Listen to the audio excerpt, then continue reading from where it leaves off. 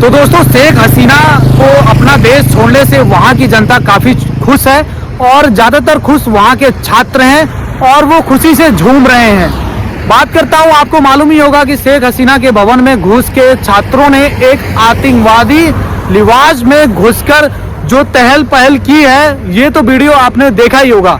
लेकिन बात करता हूँ कि मेरा मुद्दा ये था कि टाइटल आपने देखा ही होगा कि उनकी किताबों में क्या लिखा जाता है, लेकिन कुछ मैं ऊपरी तथ्य में रखूंगा कि जो शेख हसीना के जो फादर थे, उन्होंने पाकिस्तान से अपना अलग देश बनाने के लिए एक अपना लड़ाई लड़ा था और लेकिन यहाँ की जनता ने शेख हसीना के फादर को भी मार दिया।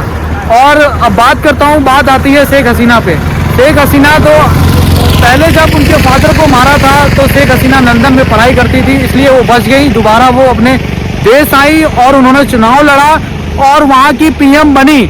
लेकिन बात करता हूँ, ये चौथी बार जब वो पीएम बनी और जनता ने ही उनको वोट दे के जिताया था। 233 सीटें थी 300 में और जनता का मतदान था। लेकिन अचानक ऐसा क्या हुआ कि शेख हसीना के प्रति इनका आक्रोश बढ़ गया जनता का, और जो शेख हसीना है वो इस्तीफा देने पर मजबूर हो गई। बता दूं दोस्तों, वहां की सेना ने शेख हसीना का बिल्कुल साथ नहीं दिया था, नहीं तो इन छात्रों की इतनी हिम्मत नहीं थी कि ये पीएम के आवास में घुसकर एक आतंकवादी लिबास में यहां पर तहस नहस ये कर पाते। वहां की जो सेना है उसने शेख हसीना को ये चेतावनी दी थी कि अगर आप 45 मिनट के अंदर देश नहीं छोड़ती हैं तो जैसे आपके पिता की हत्या हो गई थी, वैसे आपको 45 मिनट के बाद आपको यहाँ पे टपका दिया जाएगा।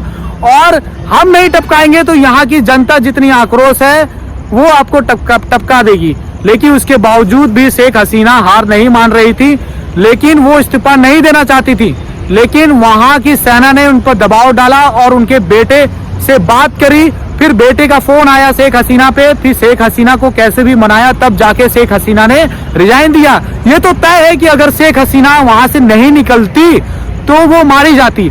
लेकिन अगर शेख हसीना का अगर वहां की सेना साथ देती ना तो शेख हसीना का बाल बाका भी नहीं होता। और ये जो छात्र बहुत खुश हो रहे हैं ना, जो भवन में घुस के आतंकवादी लिबास में जो इन्होंने यहाँ पे अपना कारनामा दिखाया है ना, ये सब कुछ नहीं होता।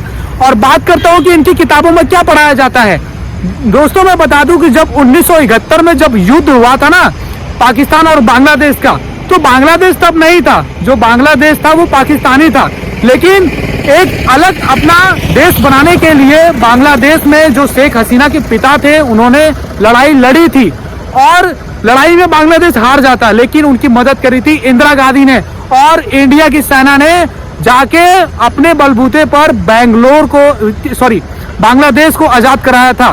तब उसका नाम पाकिस्तान था। जैसे 1971 में युद्ध के बाद जब आजादी मिली तब उसका नाम बांग्लादेश दिया गया।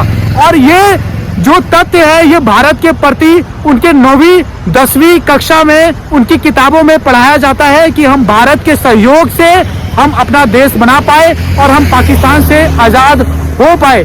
लेकिन यही जनता है जो अपने ही पीएम का कत्ल कर देती है, अपने ही पीएम को मजबूर कर देती है इस्तीफा देने पर। ये कैसा आतंकवादी है, माइंड में कैसा इनके पनप जाता है, ये कुछ नहीं कह सकता। ये पता नहीं, सोचने वाली बात है। लेकिन इतना तो तय है कि यहाँ की जो किताबों में पढ़ाया जाता है वो भारत को एक अच्छा देश और एक सपोर्टेड देश रहा है। और जो 1971 में जो युद्ध हुए हैं वो भारत की वजह से बांग्लादेश जीता है, ये उनकी किताबों में पढ़ाया जाता है। बाकी मिलता हूँ नेक्स्ट वीडियो में। और